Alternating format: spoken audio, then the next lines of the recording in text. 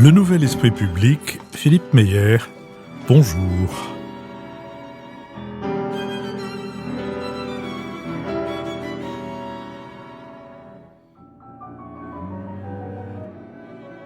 Bonjour, merci de nous avoir rejoints pour ce nouveau Nouvel Esprit Public au cours duquel nous tenterons d'éclairer certains aspects de l'actualité. Nous le ferons avec François Bujon de l'Étang, ambassadeur de France, avec David Jayes, essayiste, avec Béatrice Gibelin, directrice de la revue Hérodote, et Marc-Olivier Padis, directeur des études de la Fondation Terra Nova. Nous sommes partenaires de l'hebdomadaire Le 1, dont le dernier numéro a pour titre « Taxer les riches ?» et il est ainsi chapeauté. Comment trouver les moyens de réduire le déficit et d'investir pour l'avenir ? Alors que les très riches paient en proportion moins d'impôts, mieux les taxer devient une question incontournable. Dans un grand entretien, Lisa Thomas d'Arbois, directrice des études France à l'Institut Montaigne, soutient que le nerf de la guerre, c'est le patrimoine.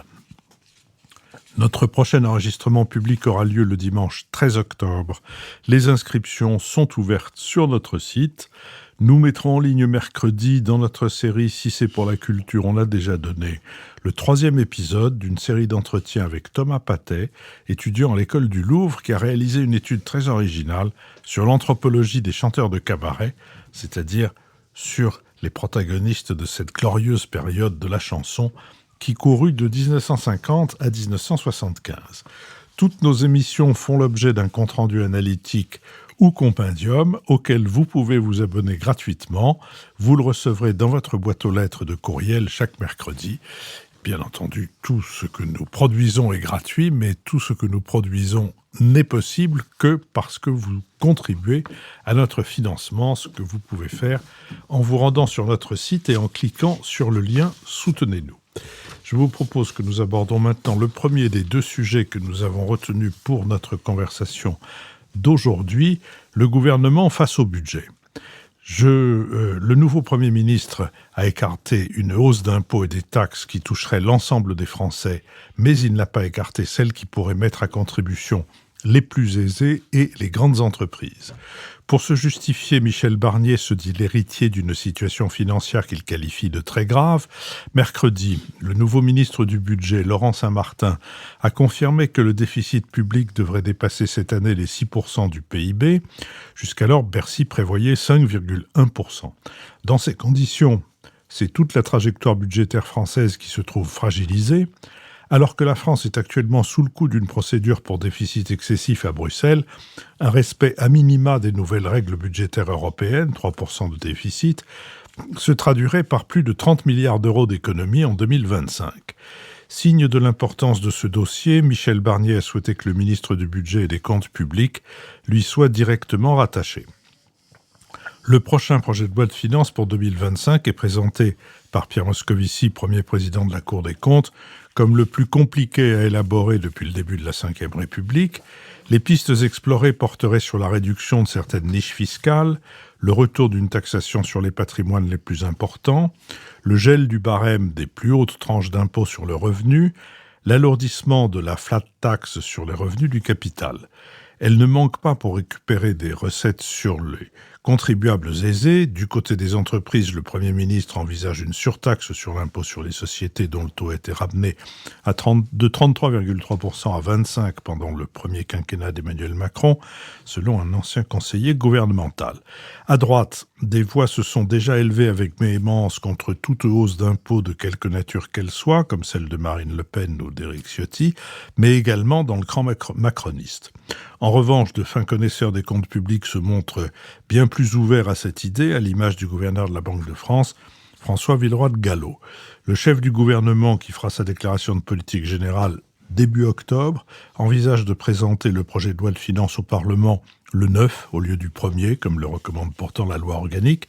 L'utilisation du 49.3 pourrait faire partie des armes constitutionnelles brandies par le nouvel exécutif pour faire passer son budget dans un contexte éruptif.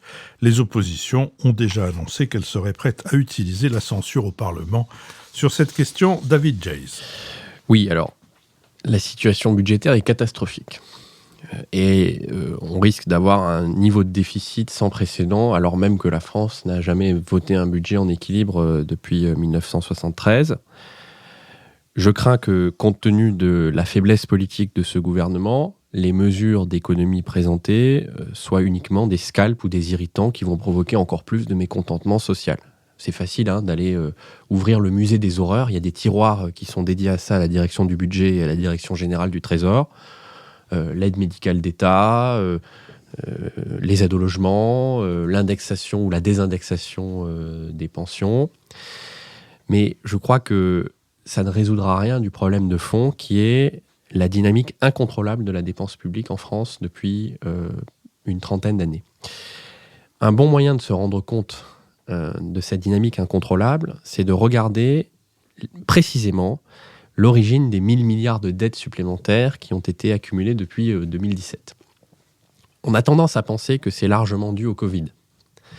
En fait, la part des dépenses exceptionnelles liées au Covid, c'est-à-dire aux mesures d'urgence et au plan de relance, d'une part, ne s'éloigne pas tellement de la moyenne européenne, d'autre part, ont un rendement très positif, puisque le maintien du revenu disponible a une conséquence sur l'économie et la société bien supérieure à ce que ça a coûté au budget de l'État. Donc, sur les 1000 milliards de dettes supplémentaires depuis 2018, disons que 250 milliards viennent des mesures d'urgence et de relance. Deuxième tranche, 25% viennent en réalité des allègements fiscaux et sociaux. C'est-à-dire qu'on a beaucoup accusé, en particulier la gauche, le président Macron, d'avoir fait des cadeaux fiscaux. Et ce qui est intéressant, c'est que sur ces 25%, donc 250 milliards aussi, ça se partage presque à parts égales entre les allègements consentis pour les entreprises et les allègements consentis pour les ménages. En réalité, les allègements consentis pour les ménages ont un peu plus coûté à l'État que les allègements consentis pour les entreprises, contrairement à une image tenace. C'est l'excellent Jean-Pascal Beaufray qui a fait ces calculs. On voit que, en gros, l'exonération de taxes d'habitation, la suppression de la redevance audiovisuelle, les baisses d'impôts sur le revenu, les baisses de CSG, etc., ça représente 60% de ces 250 milliards. Et puis, les baisses d'impôts de production pour les entreprises, le CICE, les baisses d'impôts de société, c'est 40%. Donc là, déjà, c'est un peu plus compliqué. Il faut qu'on regarde précisément la justification économique et sociale de ces différents allègements sociaux et fiscaux. On voit que certains rapports sur les baisses d'impôts pour les entreprises sont parfois mitigés. Pour ma part, je pense qu'on a un peu confondu deux choses, c'est-à-dire que la politique de l'offre, globalement, ça marche. Simplification administrative, stabilité fiscale, baisse d'impôts de production qui était anormalement lourd en France. Bon, la suppression de l'ISF, qui pèse sur les personnes physiques, aucun rapport n'a démontré que ça avait eu un effet d'entraînement positif sur l'économie. Donc là, il y a des questions à se poser. Mais le gros de ces 1000 milliards, les 50% de ces 1000 milliards, ça n'est ni les mesures d'urgence Covid, ni les baisses d'impôts sur les sociétés ou sur les ménages. C'est en réalité la dynamique des retraites. Alors, qu'est-ce que ça veut dire ? La dynamique des retraites, c'est lié au fait qu'en réalité, l'État subventionne une partie des pensions des fonctionnaires, à la fois civils, militaires, des hôpitaux, des collectivités territoriales. Ce qui est intéressant, c'est de voir que, en réalité, ces subventions ne sont pas vraiment retracées dans les documents budgétaires sous forme de subventions, puisqu'elles sont présentées comme des surcotisations, puisque on est dans un régime par répartition. C'est-à-dire, vous êtes fonctionnaire, dans votre feuille de paye, vous cotisez pour les régimes de retraite à hauteur de 80% au lieu du taux maximum légal qui est de 28%. En fait, c'est des subventions de l'État. C'est un effort financier supplémentaire de l'État. Tout cela n'est pas retranscrit correctement dans les lois de finances. Et ça, ça a une conséquence qui est que, d'abord, on a l'impression que les régimes sont à peu près équilibrés. Donc, les niveaux de déficit des régimes de retraite, des 42 régimes de retraite qui étaient présentés au moment de la réforme des retraites de 2023 étaient, en quelque sorte, par cet artifice comptable, très en deçà de la réalité. Et si on retrace précisément l'effort qui est financier qui est fait par l'État pour équilibrer ces régimes, eh bien c'est de l'ordre de 70 milliards d'euros par an depuis 2018. Donc vous voyez bien que l'éléphant dans la pièce, c'est notre système de retraite. Quel est le problème maintenant ?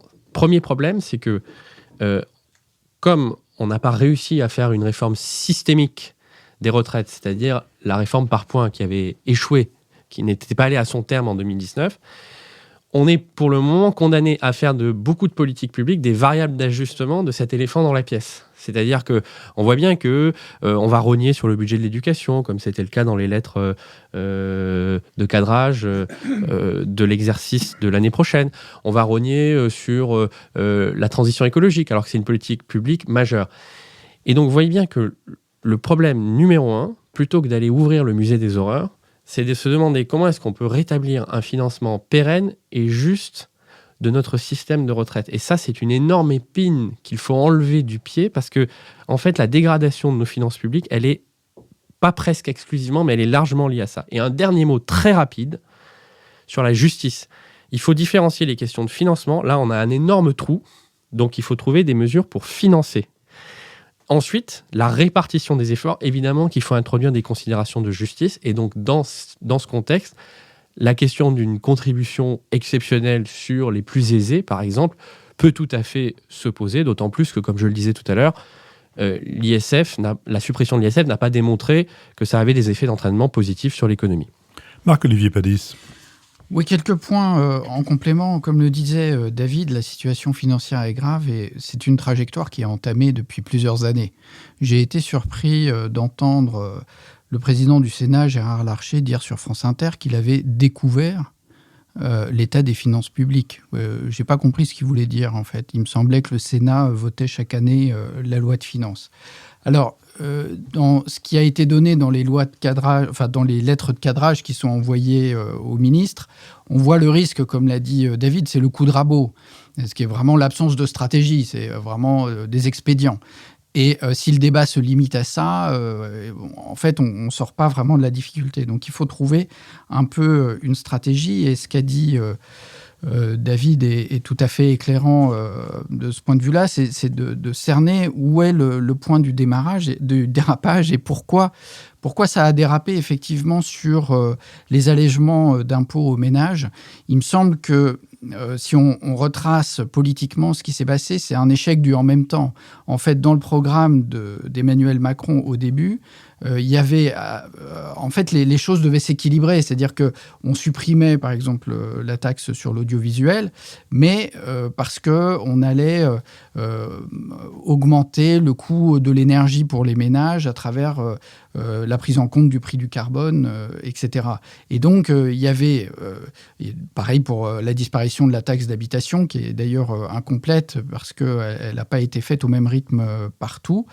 Et simplement, le volet augmentation de la fiscalité n'a jamais eu lieu. Et donc, ce qui est curieux, c'est que cette idée de baisse des impôts est devenue un véritable dogme pour les macronistes. Quand on voit Gérald Darmanin, qui était quand même plutôt ministre de l'Intérieur que des Finances, dire c'est absolument, enfin que c'est une ligne rouge pour lui, on ne voit pas comment ça s'est cristallisé sans que ce soit vraiment tout à fait compréhensible d'un point de vue politique. Et donc là, il faut bien jouer sur l'ensemble des leviers disponibles, c'est-à-dire à la fois sur les dépenses, mais aussi sur les retraites. Et les recettes, pardon. J'étais influencé là par l'exposé de David. Si on demande des efforts à tout le monde en raison d'une baisse des dépenses publiques, il va falloir compenser cet effort en montrant que l'effort porte aussi est bien réparti du point de vue de la fiscalité. Et c'est pour ça que le débat sur la fiscalité, Philippe a cité aussi le 1, est omniprésent ces jours-ci. Et donc, la question... Alors, il y avait quelque chose de pas tout à fait convaincant dans le programme du NFP, c'est l'idée qu'il fallait aller chercher dans les poches profondes. profondes. Alors, il y a des poches profondes en France, mais enfin, elles ne sont pas si nombreuses que ça. Et ça ne résout pas... ce n'est pas à l'ampleur des 300 milliards. On peut refaire tous les calculs. En taxant, on peut même surtaxer les plus riches. On est de l'ordre de 3, 4 milliards, peut-être 5. Voilà, mais ce n'est pas du tout la même échelle. Cela dit, il ne faut pas s'interdire ces débats. Et donc, la question d'un changement de la politique fiscale, en particulier pour les ménages les plus riches et en particulier sur les patrimoines, peut se poser. Il y a des contributions qui vont dans ce sens-là. Mais je crois qu'il faut fondamentalement actionner un peu tous les leviers et prendre un peu de recul pour définir une vraie stratégie. Béatrice Gibelin. Bon, apparemment, le constat comme quoi la situation est vraiment grave, catastrophique, a même dit David, commence à, j'allais dire, imprégner l'ensemble de la classe politique, mais je dirais aussi d'une certaine façon de l'opinion publique. Sauf à peu près le discours du nouveau Front populaire, puisqu'il suffit de prendre aux riches et tout va se régler. Bon, comme vient de le rappeler Marc-Olivier, on sera loin du compte en prenant aux riches. Puis c'est peut-être aussi qu'un certain nombre de riches ne resteront pas vraiment chez nous s'ils s'attendent à être matraqués très fortement. Alors, les économistes atterrés nous expliquent « mais non, ils ne partent pas, c'est vraiment dérisoire ». Moi qui suis originaire d'une région qui est proche de la Belgique, je peux vous dire qu'aller s'installer de l'autre côté de la frontière est quand même un sport très, très pratiqué par un certain nombre de grandes familles de la région du Nord. Bon, ceci étant, d'abord, c'est découvrir, et je pense que beaucoup de Français le découvriraient, l'éléphant dans la pièce, comme David l'a dit, c'est-à-dire le dérapage lié aux retraites et la façon dont on masque combien l'État, effectivement, finance les retraites des fonctionnaires, des militaires, dans des proportions qui sont effectivement essentielles. Et un des échecs de la retraite par points, entre autres raisons, ça a été que les fonctionnaires ont des retraites très confortables, les fonctionnaires touchent à peu près entre 80 et 100% de leur salaire en retraite, à la différence du privé, mais que les salaires sont pendant très longtemps relativement peu élevés, en particulier chez les enseignants. Et l'idée de la retraite par points a fait un tollé, parce que ce qui est accepté d'avoir des salaires assez faibles, parce qu'on aura une bonne retraite et qu'on pourra à ce moment-là vivre agréablement, et qu'on était dans l'incapacité, l'État, de relever les salaires des enseignants pour qu'ils puissent effectivement, j'allais dire, fonctionner dans une retraite par points. Moi, j'ai toujours été étonnée qu'on lance la retraite par points sans voir, j'allais dire, cet autre éléphant dans la pièce qui était la nécessité d'un rattrapage massif sur un laps de temps court qu'on était absolument incapable de faire. Je rappelle quand même que les salaires des enseignants ont baissé de 25% à peu près en 20 ans. Voilà. Donc, ça me semble, la question des retraites est absolument majeure. Et je trouve que le discours, tant de l'extrême droite que du nouveau Front populaire, de dire retraite à 60 ans, il n'y a aucun problème, on y va de bon cœur, et vraiment d'une irresponsabilité politique extrêmement grave. Je le lisais ce matin qu'on était, vous savez, on était à 3 350 milliards de déficit, enfin que ça continuait à monter, et que nos taux d'emprunt étaient maintenant supérieurs à celui de l'Espagne, n'est-ce pas? Et que, je ne sais plus pour quelle autre chose, on était aussi au-dessus de la Grèce. Bon. Et qu'on rejoignait le fameux Club Med, bon. Donc il y a véritablement un très très gros problème, et avec un gouvernement qui est faible, et donc sa marge de manœuvre est, pour certains, il est même illégitime. Donc sa marge de manœuvre est extrêmement étroite, avec des épées de Damoclès, d'une part du Rassemblement national et de l'autre part du NFP. Donc à part, j'allais dire, boucher des petits trous qui ne boucheront rien, la passoire continuera. Je vois pas très bien comment ou alors une audace folle, mais j'ai pas l'impression qu'on prenne ce chemin. François Bujon de l'Étang. Oui, mais je crois que vous avez tous les trois fait un diagnostic qui est tout à fait sévère mais juste. La situation est catastrophique et nous ne le découvrons pas, nous. Parce que ça fait déjà quelque temps qu'on sent venir une crise financière, une crise des finances publiques, disons. Je vous rappelle d'ailleurs, sans remonter jusqu'au déluge, que je crois me souvenir que François Fillon, devenant Premier ministre, donc il y a quand même quelques années, avait parlé de la situation catastrophique des finances publiques et s'était fait rappeler à l'ordre par le président de la République. Il avait dit que la France était en faillite. Oui, il avait dit que la France était en faillite. Alors elle ne l'était pas encore, mais elle était sur le chemin assuré de la faillite. Et il est clair que si des particuliers dans nos genres géraient leurs finances comme la République française gère les siennes, nous serions en piteux état. Alors, je crois que ce qui est très grave, en réalité, et Béatrice vient de l'indiquer rapidement, je vais abonder dans ce sens, c'est que non seulement la situation budgétaire est catastrophique, mais la situation politique est très fragile et est au fond une situation de crise. Alors l'histoire abonde en exemples de gouvernements qui se sont trouvés dans une situation politique très très difficile et confrontés à une crise financière. Il y en a qui s'en sont très très bien sortis, mais ça appelle une thérapie de choc, comme on dit généralement.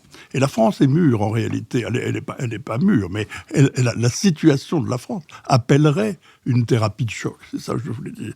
Alors, c'était le cas de la France de 1958, par exemple, dans la foulée du rapport Rueff-Armand, l'arrière-grand-père, paraît-il, de notre actuel ministre de l'économie. Il y avait un constat qui était donné, non seulement le diagnostic, mais la thérapeutique était indiquée, et elle a été appliquée très rapidement.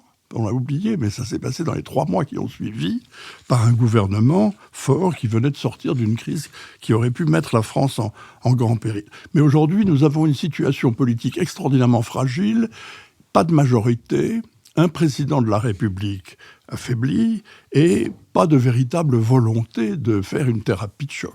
C'est ça dont nous avons besoin. Nous aurions besoin d'une thérapie du genre de celle que le Canada, par exemple, a appliquée en 1995 dans le gouvernement de Jean Chrétien avec Paul Martin aux finances, mais c'était quelque chose de drastique. On l'a oublié. Ils ont réduit la taille des ministères de 40%, ils ont licencié des dizaines de milliers de fonctionnaires, très nombreux, ils ont fait une revue de tous les programmes de dépenses publiques et ils les ont comprimés de façon absolument drastique. Ils ont fait en quelque sorte ce que nous devrions faire, mais avec ce qui nous manque, c'est-à-dire la volonté, le pouvoir exécutif fort et une majorité très forte. Alors qu'est-ce qui va se passer ? Il va se passer ce que vous avez tous dit, c'est-à-dire que nous allons probablement bricoler, chercher des mesures qui permettent au gouvernement de franchir cette difficile haie, et puis de survivre. C'est pas une ambition formidable de survivre, mais c'est probablement ça qui va se passer. Et tout ce que j'entends ces jours-ci va dans ce sens. Alors, bien sûr, il faudrait réduire drastiquement la dépense publique, mais augmenter les recettes, c'est-à-dire augmenter les impôts, c'est vraiment le pont aux ânes d'un gouvernement en difficulté. C'est la solution la plus facile, c'est ce que dit Bruno Le Maire d'ailleurs, curieusement. En partant dans le soleil couchant, il dit « Je me suis refusé à augmenter les impôts car c'est une solution de facilité. » Oui, c'est vrai, mais je vois qu'on ne parle que de ça, on ne parle que de réduire les niches fiscales, de désindexer le barème. On va remettre le sujet des retraites, certainement, sur la table tôt ou tard pour l'améliorer, dit le Premier ministre, à juste titre. Mais il va falloir rouvrir des plaies, des cicatrices qui ne sont pas fermées, avec la dose d'irresponsabilité ambiante dont parle très justement Béatrice. Donc je suis pour ma part très perplexe. Et je crains fort que nous nous dirigions vers du bricolage, là où nous aurions besoin d'une opération à cœur ouvert. David Jayes. Oui, puisque nous en sommes à parler de thérapie, je voudrais pointer 2 fausses pistes. La première, vous parliez, François Bujon de l'Étang, de François Fillon tout à l'heure. À mon avis, il s'est décrédibilisé parce qu'il avait raison sur le diagnostic, mais il a ouvert le musée des horreurs, c'est-à-dire les déremboursements de soins, la réduction de la taille de l'assurance maladie, alors que ce n'est pas des sujets qui pèsent tellement en comparaison internationale sur nos finances publiques. L'autre erreur, c'est le tout fiscal. C'est le travers du nouveau Front populaire, notamment. C'est de penser qu'on va tout régler en taxant les riches, etc. Alors que ce qu'on voit, c'est qu'on a un niveau d'imposition qui est si élevé que les impôts ne rendront pas tellement de recettes. On a un problème d'exécution des recettes aussi, majeur. L'année dernière, on a eu moins de recettes fiscales à cause de la crise immobilière, donc moins de frais de notaire, mais aussi à cause de la baisse de la part du PIB marchand. Je suis toujours sidéré de voir qu'on n'utilise pas cet indicateur du PIB marchand. Et du coup, la TVA n'était pas aussi dynamique qu'on laisse compter. Donc, la fiscalité, c'est d'abord un problème de justice. C'est-à-dire qu'effectivement, il faut que les efforts soient répartis de manière juste. Mais pour la question du rendement, c'est-à-dire de boucher le trou, là, c'est surtout un problème de dépenses. Et pardon de revenir là-dessus, mais c'est fondamental. Je crois que sans une réforme systémique des retraites et un vrai débat de société sur, en fait, la part actif-inactif et qui contribue au financement de ce système de retraite, nous ne nous en sortirons pas. Moi, je suis toujours sidéré d'entendre des discours politiques dire « nous allons sauver le système par répartition ». Mais en réalité, le système par répartition, il est déjà agonisant, puisque plus du tiers du financement des retraites n'est pas lié aux cotisations normales des salariés ou des fonctionnaires. C'est soit des surcotisations, donc des subventions effectuées par l'État, par les collectivités et par le système hospitalier pour leurs fonctionnaires, soit carrément du transfert fiscal. Donc vous voyez bien que le système par répartition, il est déjà à demi-mort. Donc la question c'est, est-ce que effectivement on préserve ce système, mais il faut complètement le refonder et discuter de tous ces paramètres, et malheureusement, l'assise politique et démocratique de ce gouvernement est trop faible pour le faire, soit on continue, en quelque sorte, à agoniser. Et je pense que ça doit être un des enjeux majeurs de la prochaine élection présidentielle. Absolument. Je vous propose que nous passions à notre deuxième sujet, celui du Liban face à une possible guerre. Après les attaques aux beepers et aux talkie-walkies piégés les 17 et 18 septembre, l'armée israélienne a lancé ses plus importantes frappes contre le Hezbollah au Liban depuis 11 mois. Sous la pression de quelques 80 000 Israéliens déplacés du nord du pays depuis octobre par les tirs de roquettes du mouvement chiite, le gouvernement israélien a fini par inscrire lundi le retour des populations dans les zones évacuées parmi ses buts de guerre. Le ministre israélien de la Défense, Yoav Gallant, a indiqué qu'après Gaza, je cite, « le centre de gravité se déplace vers le nord ». La campagne prévoit des frappes massives sur les infrastructures du Hezbollah. Son arsenal, environ 150 000 roquettes, missiles et drones, pouvant être suivis d'une intervention terrestre pour installer une zone tampon au Liban Sud. La doctrine de l'usage disproportionné de la force par Israël au Liban, théorisée en 2006 par le général Gadi Eisenkot, alors chef des opérations des forces israéliennes, théorisée sous le nom de Dahiya, une banlieue sud de Beyrouth qui héberge le fief du Hezbollah, cette doctrine continue visiblement à être appliquée. Les responsables militaires israéliens disent vouloir forcer le Hezbollah à mettre un terme à la guerre d'usure qu'il a déclenchée le 8 octobre 2023 en ouvrant un front de soutien avec le Hamas. Il s'agissait alors pour Hassan Nasrallah, le chef du Hezbollah, de soulager son allié de Gaza en fixant des troupes israéliennes au nord et en semant la panique dans cette région. Depuis plus de 4 décennies, avec la création du mouvement chiite en 1982, Israël et le Hezbollah s'affrontent sans discontinuer. À 2 reprises récemment, le Hezbollah a pris l'avantage sur Tsahal. En 2000, lorsque l'armée israélienne s'est retirée du sud du Liban après 22 ans d'occupation, et à l'été 2006, en stoppant son offensive terrestre, ses 40 000 militaires, ses blindés et ses armes de pointe, avec seulement 5 000 combattants très mobiles et efficacement protégés par un réseau de tunnels.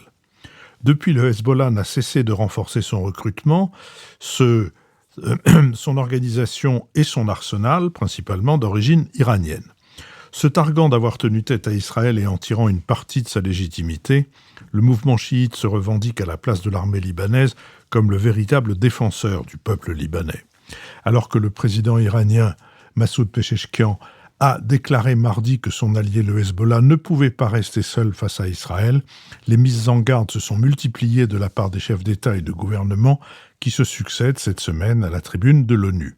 Son secrétaire général, Antonio Guterres, s'est déclaré inquiet de la possibilité que le Liban se transforme en un autre Gaza, tandis qu'Israël poursuit sa campagne de bombardement contre le Hezbollah, faisant plus de 600 morts en 3 jours, et malgré l'appel de plusieurs pays à un arrêt des combats de 21 jours, Benyamin Netanyahou a demandé jeudi à son armée de poursuivre les combats avec toute la force nécessaire au Liban. Sur cette question, François Bujon de l'Étang. Alors voilà une affaire, encore une fois, bien difficile et particulièrement douloureuse quand on voit les pertes que subissent inévitablement j'allais dire inévitablement, parce que c'est toujours le cas dans toutes les guerres, mais les populations civiles dans cette région du Proche-Orient. Il y a beaucoup de superlatifs et beaucoup d'hyperboles pour l'instant quand on parle de...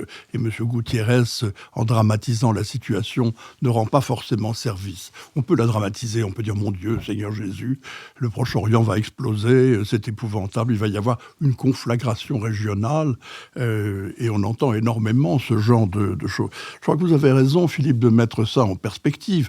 Le Hezbollah est né en 1982, c'était quand même il y a 43 ans, et depuis lors, nous avons une confrontation permanente entre le Hezbollah, c'est-à-dire l'Iran, je vais y revenir, et Israël, avec des hauts, des bas, des pics, des accès de fièvre, des guerres, des vraies guerres.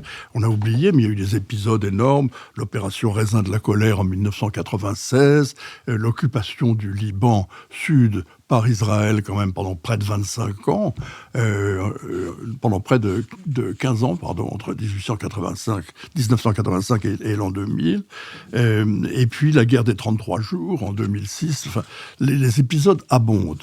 Celui-ci est en train de devenir colossal parce que l'ampleur des bombardements et l'ampleur de l'armement du Hezbollah font que il y a eu une augmentation géométrique, si vous voulez, de l'activité militaire et bien entendu des pertes. Mais il faut essayer de voir ce qui se passe derrière et d'analyser ce risque d'embrasement régional. D'abord, il faut rappeler que deux choses. La première, c'est qu'on parle du Liban, mais quand on dit Liban, on pense en réalité Hezbollah, parce qu'aujourd'hui, le Liban est un État failli, qui n'a plus de président de la République depuis 2 ans, qui a un gouvernement impuissant, des forces armées extraordinairement faibles et une économie en miettes qui souffre d'ailleurs encore une fois de nos jours.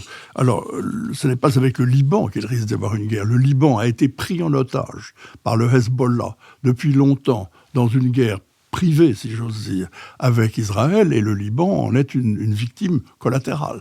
Mais le conflit, il est avec le Hezbollah, c'est-à-dire avec l'Iran, parce qu'il faut bien comprendre que le Hezbollah n'a pas d'existence propre. Bien sûr, il y a une communauté chiite importante au Liban, et c'est la raison pour laquelle cette organisation a pu naître et prospérer, mais on a vu l'Iran utiliser le Hezbollah comme un instrument dans beaucoup de situations, notamment dans la guerre de Syrie, où le Hezbollah a été appelé à la rescousse du gouvernement de Bachar el-Assad lorsque celui-ci avait vraiment besoin de... Il est ce qu'on appelle de nos jours dans le franglais rituel un proxy, c'est-à-dire en fait un mandataire qui est utilisé et il a une très petite, très faible dose d'autonomie. Hassan Nasrallah a été entièrement formé par les Pasdaran, comme l'ont été bien entendu tous les officiers du Hezbollah et tous les responsables du Hezbollah.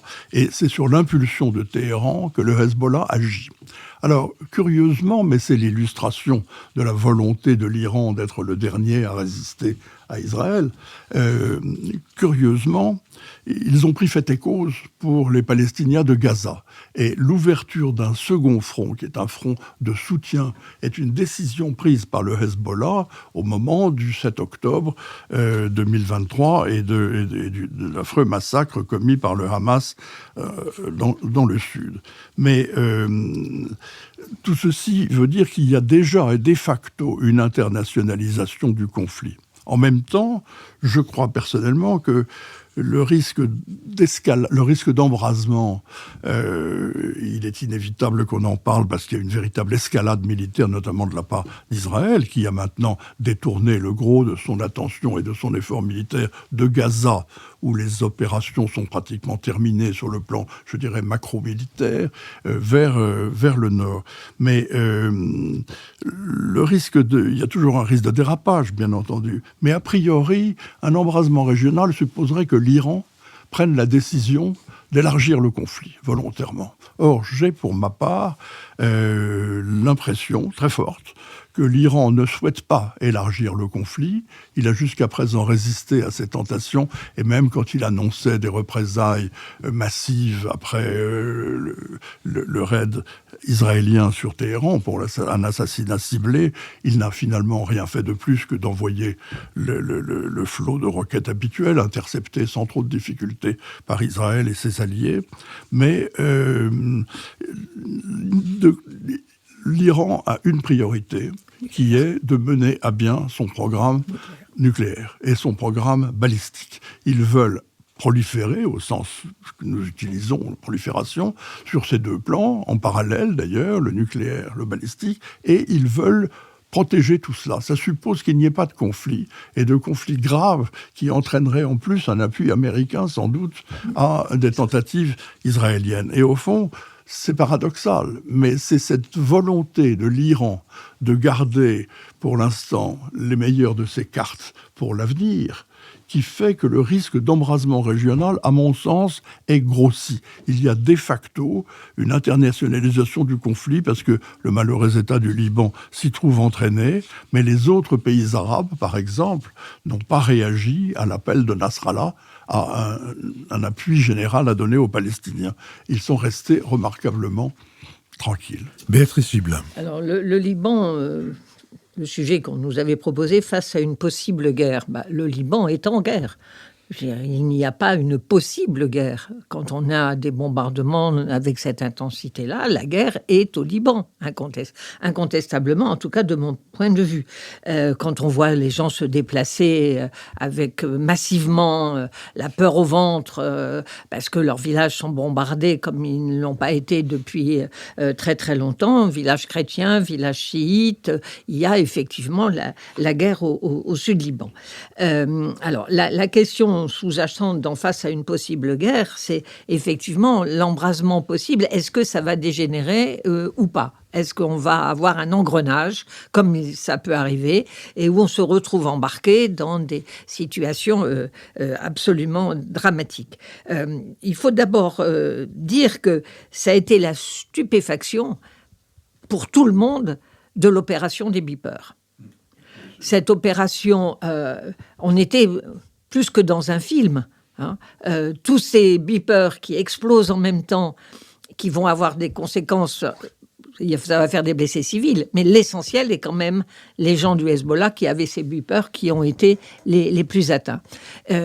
Première opération. Deuxième opération, les talkie-walkie qui suivent derrière. Le lendemain. Et aussi les attaques qu'il y a depuis, y compris avec l'assassinat à Téhéran d'un des grands leaders du Hezbollah et Téhéran qui annonce qu'il va réagir, mais qui ne réagit pas. Bon, c'est-à-dire que l'armée et le renseignement israélien est en train véritablement d'attaquer tout ce qui est la chaîne de commandement du Hezbollah, et y compris ses troupes d'élite, puisque l'immeuble de Beyrouth où il y a Lady Radwan a été elle aussi visée. Donc, comme une sorte essayer d'effacer les graves erreurs du renseignement le 7 octobre 2023, puisqu'ils n'avaient pas compris ce qui se tramait par, la branche militaire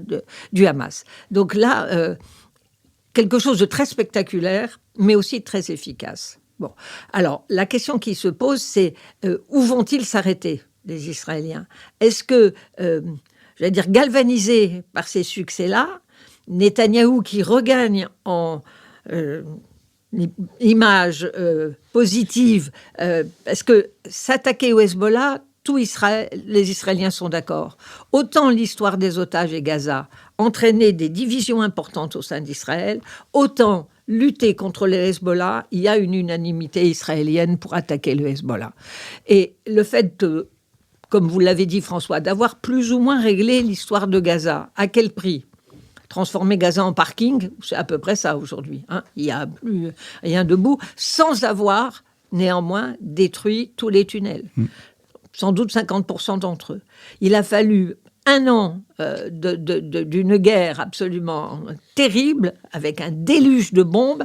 Alors si on transpose ça au tunnel du Sud-Liban tenu par les Hezbollah, je pense que les Israéliens se mettent dans une situation, dans un bourbier de tunnels qui va être absolument terrible.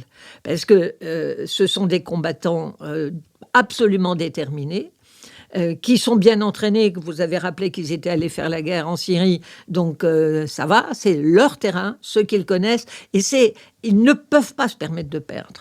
Je veux dire que si le Hezbollah est obligé de quitter le sud-Liban, c'est-à-dire le fief chiite, et vous avez bien fait de dire qu'ils avaient pris le Liban en otage, le Liban n'existe plus en tant qu'État, c'est sûr, mais on se trouve à ce moment-là avec un affrontement, quel que soit, j'allais dire, il y a 8 milliards de dollars qui viennent d'être encore attribués aux États-Unis, par les États-Unis à Israël pour du matériel militaire, mais quelle que soit sa puissance de feu, quand on affronte effectivement un ennemi comme celui du Hezbollah, repensons simplement à la guerre du Vietnam par rapport aux États-Unis. C'est-à-dire, ils vont défendre leurs terres, ils vont défendre leur territoire, et pour Israël, ce sera catastrophique. Dernier petit point, je pense que l'Iran, en ce moment, je veux dire, c'est un peu la position de Trump. Qu'est-ce qu'elle cherche à faire ? Refaire de l'Iran une grande puissance régionale respectée, déjà, d'abord. Donc, on s'occupe d'abord de nos affaires.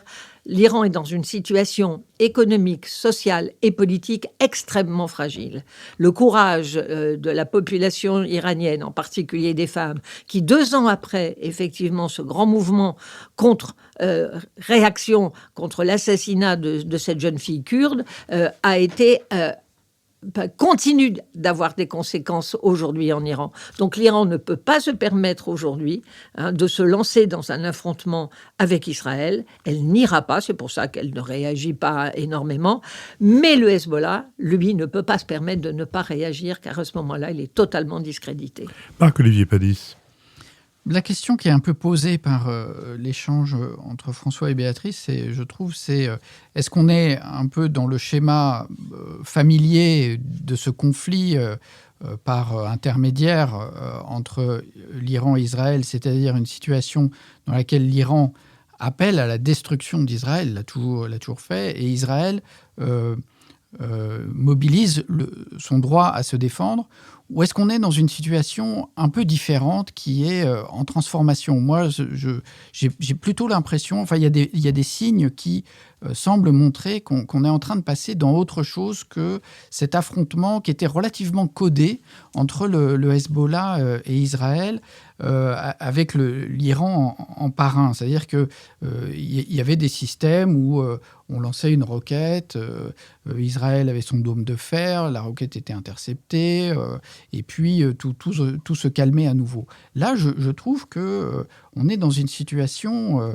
d'abord où Israël est sur tous les fronts en même temps. C'est-à-dire que il y a Gaza qui est pratiquement fini, mais il y a au Yémen les Houthis qui envoient aussi, qui sont aussi soutenus par l'Iran, qui envoient des missiles. Sur l'Arabie Saoudite. Il y a toujours des colons qui interviennent en Cisjordanie contre des civils pour grignoter encore des terrains. Et maintenant, le Liban, ça fait quand même beaucoup. Et on a l'impression que Benjamin Netanyahou veut verrouiller le soutien des États-Unis pendant que Joe Biden est encore là. Comme l'a rappelé Béatrice, les États-Unis ont fait une rallonge encore d'armement, alors que comme l'armée israélienne a utilisé beaucoup de munitions, il semble qu'en fait, ils sont en flux continu et donc l'arrivée des armes américaines entretient directement la guerre, et c'est devenu d'ailleurs un débat au sein de la campagne américaine. Il faudra y revenir à une autre occasion. Et puis, on voit aussi, par exemple, que la résistance du gouvernement de Benjamin Netanyahou à la pression américaine. Les Américains ont eu l'impression que des cessez-le-feu avaient été négociés, qu'il n'a jamais respecté. Et là, même à l'ONU, une très large coalition qui propose un cessez-le-feu bute sur un mur. Et disons, cette intransigeance israélienne est quelque chose cette intransigeance vis-à-vis de la pression diplomatique de ses premiers soutiens est quand même quelque chose d'assez nouveau. Et puis, moi, je m'interroge sur la stratégie militaire. C'est-à-dire, le message officiel de l'armée israélienne, c'est de dire on veut que les Israéliens déplacés puissent se réinstaller au nord d'Israël. Et donc, pour ça, il faut une zone tampon au sud du Liban. Mais une zone tampon de 10 km, Aujourd'hui, avec l'arsenal dont dispose le Hezbollah, ça n'a aucun sens militaire. D'ailleurs, le Hezbollah a tiré une roquette sur Tel Aviv sur plus de 100 km pour rappeler que non, la question, c'est pas la zone tampon. Donc, il y a un mirage là, il y a quelque chose qui ne va pas. Le but militaire, ce n'est pas de réinstaller la population civile dans le nord d'Israël, de même que l'opération à Gaza n'était pas faite en priorité pour libérer les otages. Et un responsable de l'armée dit « on se battra jusqu'à la victoire ». Mais il faut définir la victoire. C'est quoi l'objectif militaire ? Alors, il y a un ministre qui a dit « c'est l'écrasement total du Hezbollah ». Alors, comme l'a rappelé Béatrice, à Gaza, c'est 1 an d'intervention, une destruction totale de tous les bâtiments, un nombre de civils décédés, et je dis bien de civils, pas simplement des membres du Hamas qui sont morts. Et donc, c'est Gaza puissance X, le Hezbollah. Ça va être très compliqué. Et donc, je trouve la situation vraiment très inquiétante. David Jayes. Oui, alors après toutes ces brillantes interventions, il ne reste plus grand-chose à dire. Je pense qu'il faut peut-être se poser la question de pourquoi Israël a soudainement intensifié ses opérations contre Hezbollah. Parce que, en réalité, depuis le 7 octobre et l'intervention militaire à Gaza, il y a des opérations de basse intensité réciproques, c'est-à-dire les terroristes du Hezbollah tirent des roquettes sur le nord d'Israël, l'armée israélienne réplique, bombarde des casemates, élimine des terroristes, etc. Pourquoi est-ce que tout d'un coup ça s'emballe ? Il y a 3 hypothèses, à mon avis, qui peuvent tout à fait cohabiter les unes avec les autres. La première, c'est une volonté de continuer la guerre sur d'autres terrains, parce que la survie du cabinet Netanyahou dépend de l'état de guerre. Et comme les opérations à Gaza, à quel prix, quel désastre, quelle catastrophe sont en train de se terminer, on cherche un autre terrain pour prolonger l'état de guerre et maintenir le cabinet Netanyahou en place. Deuxième explication, deuxième hypothèse, c'est redorer son blason dans l'opinion israélienne. Et c'est lié à la première. L'opération à Gaza est un désastre à tout point de vue. Plusieurs dizaines d'otages sont morts. Personnellement, je n'ai jamais compris les buts précis de cette guerre qui s'apparente à une guerre totale. C'est-à-dire, on a détruit quasiment toutes les infrastructures vitales à Gaza. Il y a des dizaines de milliers de morts. C'est une honte et c'est une tâche, malheureusement, qui risque d'être indélébile, cette guerre à Gaza. Et pendant ce temps, on ne regarde pas ce qui se passe en Cisjordanie, mais le vrai enjeu pour Netanyahou, c'est d'achever, en quelque sorte, de mettre la main sur la Cisjordanie.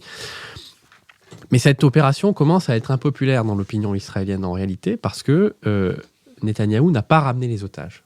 En tout cas, il n'a pas ramené une grande partie des otages, et puis certains ont été exécutés, et ça provoque beaucoup d'émoi en Israël.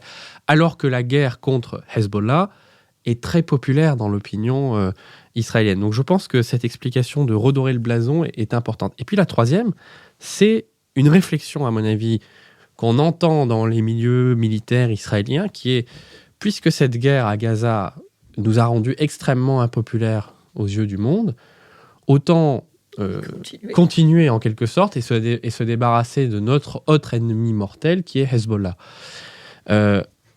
Et il faut dire que les succès sur le plan strictement militaire sont plus réels contre le Hezbollah, puisqu'on a vu l'opération des Beepers, on a vu l'élimination du numéro 3 du Hezbollah, mais à quel prix pour l'avenir ? Moi, ce qui m'intéresse, c'est de regarder l'avenir, la sécurité d'Israël dans une région entourée par des pays et des gens qui détestent Israël.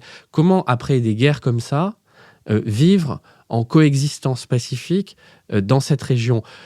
On voit, François Bujon de l'État a rappelé la profondeur historique. Hezbollah, c'est un problème qui ne fait que croître depuis 40 ans au Liban à mesure que les opérations et les guerres israéliennes se multiplient. C'est-à-dire que Hezbollah se nourrit, en quelque sorte, des agressions israéliennes successives.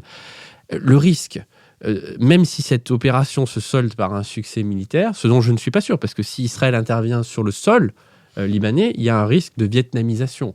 Mais même si cette opération est un succès militaire, ça ne fera que grossir le problème politique, puisque Hezbollah ne vit que de son inimitié avec Israël, surtout dans le contexte d'un Liban dont les structures étatiques sont aujourd'hui complètement dévastées et détruites.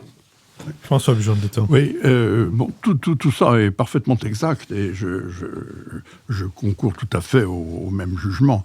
Il y a toutes sortes de questions qui se posent. D'abord, il y a le problème, vous l'avez exposé, David, en termes très diplomatiques, il y a le problème Netanyahou. C'est-à-dire que Netanyahou lui-même a un intérêt politique personnel à la prolongation du conflit, de façon à maintenir son politique et judiciaire. Comment ? Politique et judiciaire. Politique et judiciaire.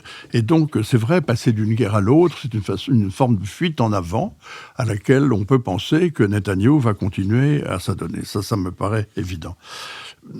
La solution d'un problème aussi existentiel que celui-là, c'est-à-dire le fait que Israël est un État reconnu par la communauté internationale, mais pas reconnu par un certain nombre de voisins, un certain nombre, parce qu'il y en a beaucoup d'autres qui ont choisi de faire leur paix avec lui, notamment par l'Iran, n'est pas un problème qu'on peut résoudre du jour au lendemain dans une conférence de la paix ou dans je ne sais quelle pourparlers. Mais par contre, s'il y a des gens qui veulent du temps pour des raisons à eux, des agendas personnels, nous avons parlé de l'Iran, il y a des solutions diplomatiques sur le papier, on voit très bien.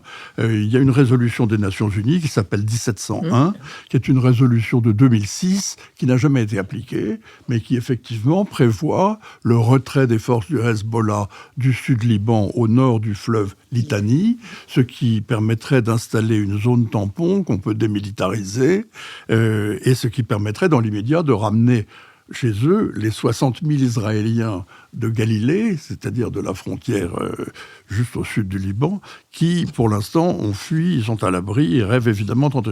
Ça, on pourrait la remettre sur la table, cette solution.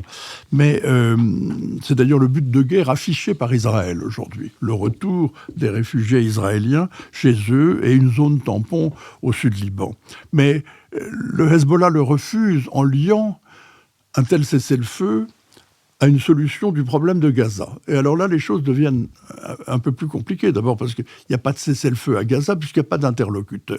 Il y a Israël et Tsahal, mais en face, il n'y a plus personne. L'OLP n'est pas un interlocuteur et le Hamas, pas encore, puisqu'il est évidemment mis sur la liste noire. Donc, on retombe sur le problème précédent, et le problème précédent, encore, c'est celui de Netanyahou et des vrais buts de guerre du gouvernement israélien, qui sont difficiles à discerner, car personne, pour l'instant, ne se risque à dire ce que doit être le régime de Gaza une fois qu'on aura terminé la guerre. Est-ce que c'est l'occupation permanente ? Est-ce qu'il va y avoir annexion ? Est-ce qu'il va y avoir, excusez-moi, mais la nettoyage ethnique ? Tout ça est inconnu et les problèmes s'emboîtent les uns dans les autres, malheureusement, comme des poupées russes. Béatrice Giblin. Oui, il y a une question quand même très importante, c'est est-ce que l'Iran va tenir à bout de bras le Hezbollah ?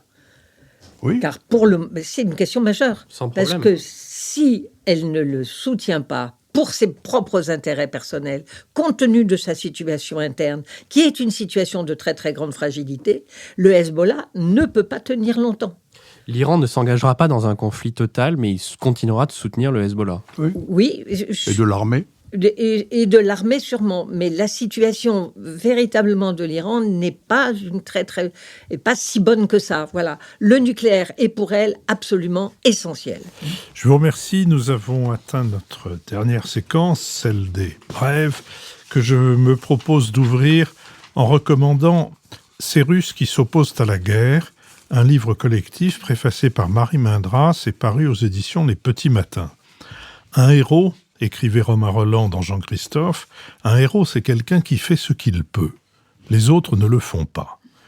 Celui qui a créé le projet pour venir en aide aux déserteurs et qui l'a baptisé « Idici les Sommes », c'est-à-dire passer par la forêt, celle qui, avec Mémorial, cette association qui, jusqu'à sa dissolution par Poutine, malgré son prix Nobel, rendait et continue à rendre aux Russes leur mémoire, parce que sans mémoire, on ne peut pas constituer une société civile, celle qui a créé Kovtcheg, l'Arche, pour accompagner les Russes en exil, celle qui anime la chaîne YouTube de la Fondation anticorruption d'Alexeï Navalny, celui qui a fondé les éditions Freedom Letters et qui, en publiant Berceuse pour Mariupol, donnent la mesure de l'abomination de la guerre de Poutine. Tous, lorsque les artisans de ce livre leur demandent « Qu'aimeriez-vous dire aux lecteurs européens ?», répondent qu'il existe dans toute la Russie des personnes qui ne se résignent pas à la tyrannie poutinienne et que soutenir l'Ukraine contre son agresseur, c'est les soutenir. Sergueï Gouriev, Grigori Sverdlin, Alexandra Garmajapova, Ina Bereskina, Anastasia Shevchenko, Irina Sherbakova, Anastasia Burakova, Georgei Urushadze, Timofei Martinenko, Natalia Arnaud, Lev Ponomarev, Elga Pirogova et Olga Mikhailova, l'avocate de Navalny, font ce qu'ils peuvent. Il me semble que nous pouvons leur donner le nom que leur réservait Romain Rolland, mais ça n'est pas ce qu'ils nous demandent. Ils nous demandent de réaliser qu'ils ne sont pas seuls et que, en Russie et en dehors, il existe ce que Marie Mindras écrit que l'on peut appeler une résistance. Marc-Olivier Padis. J'ai lu cet été avec beaucoup de plaisir dans la collection des dictionnaires amoureux chez Plon, un dictionnaire amoureux de la traduction écrit par José Camoun. On peut se demander s'il fallait consacrer un volume de cette collection bien connue de dictionnaires amoureux à l'activité réputée la plus infidèle qui soit, puisque les traducteurs sont souvent accusés de trahir les écrivains. On connaît l'homophonie italienne. David m'a devancé, traduttore, traditore.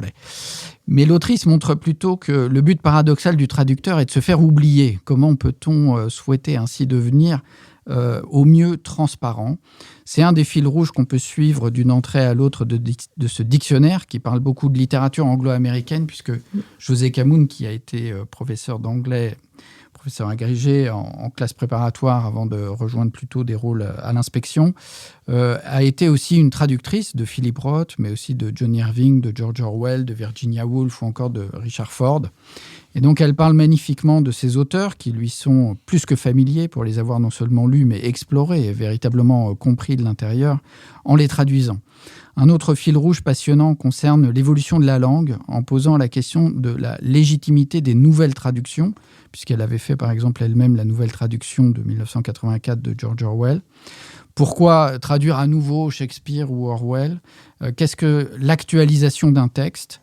Le traducteur est un explorateur de la langue de l'écrivain, de la singularité de chaque écriture, mais aussi un explorateur de l'évolution historique de la langue commune aux lecteurs et aux lectrices.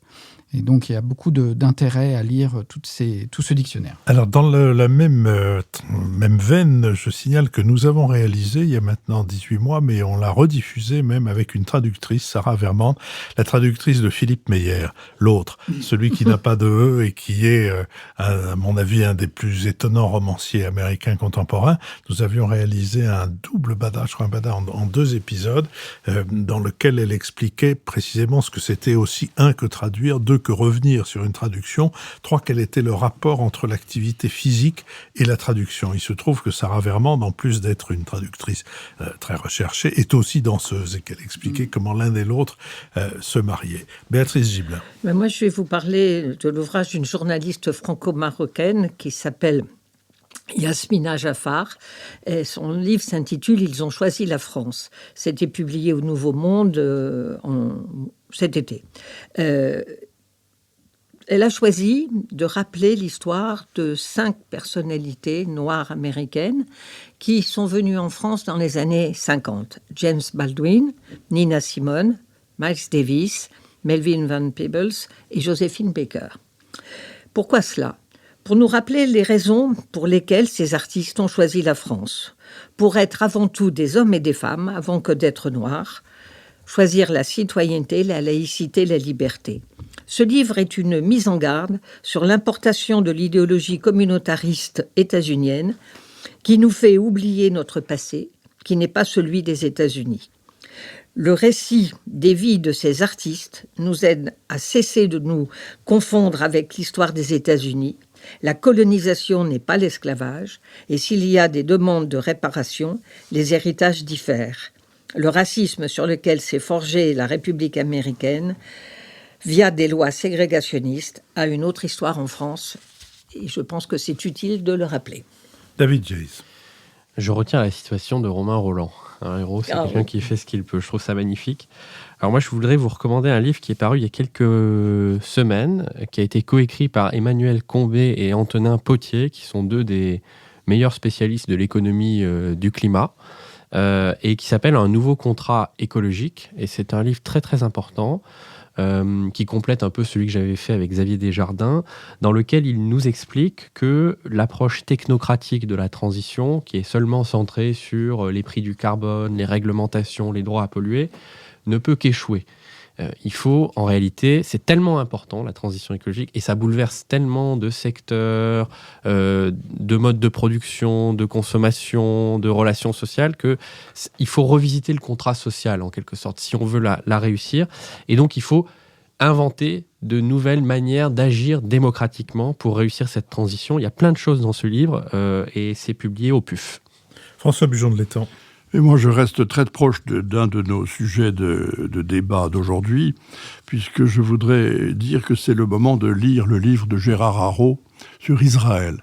Gérard Haraud est un de mes collègues, le lointain successeur à Washington, qui a été en poste en Israël. Il y a été ambassadeur entre 2003 et 2006, et il y avait été auparavant, au tout début de sa carrière, comme jeune diplomate. Il connaît très bien Israël, il a connu Israël dans plusieurs périodes, et je trouve que son livre, qui est fort bien écrit et qui se lit avec beaucoup de plaisir, est un livre très, très clair et très clairvoyant sur Israël et sur l'évolution de l'État israélien et de la société israélienne à travers sa brève histoire d'une soixantaine d'années. Il mêle dans ce livre très bien, c'est pas du tout un livre de mémoire, mais il livre quelques souvenirs personnels en même temps que ses observations et ses analyses sociologiques et politiques sur Israël. Le livre est plein de sympathie pour Israël, mais en même temps plein de clairvoyance sur les menaces qui pèsent sur Israël et qui sont de toutes sortes, les menaces exogènes avec les ennemis qui l'entourent et les menaces endogènes qui sont également assez nombreuses. Il ne faut pas oublier qu'Israël est un avant-poste de l'Occident dans le monde musulman, et c'est à travers ce prisme aussi qu'il faut examiner l'histoire d'Israël. Le livre de Gérard Haraud, qui s'appelle « Israël ou le piège de l'histoire », chez Talandier, aide très bien à le mesurer et à le comprendre. Je vous remercie, je remercie Sophie Jacquin, avec qui cette émission a été préparée, Benoît Carré, qui en assure le compte-rendu analytique, le compendium, Nicolas Tourneau, qui veille à notre site, tandis qu'Olivier Magloire veille aux questions qui tournent autour des plateformes de financement. Je remercie l'arrière-boutique où nous enregistrons cette conversation et Nouvelles Écoutes qui l'a produit. Je vous donne rendez-vous mercredi pour le 3e épisode dans notre série Si c'est pour la culture, on l'a déjà donné, de l'épisode sur les cabarets, et je vous donne rendez-vous dimanche prochain pour un Nouvel Esprit Public avant de vous retrouver le 13 à l'École alsacienne. Inscrivez-vous quand vous voulez sur notre site. Merci, à bientôt.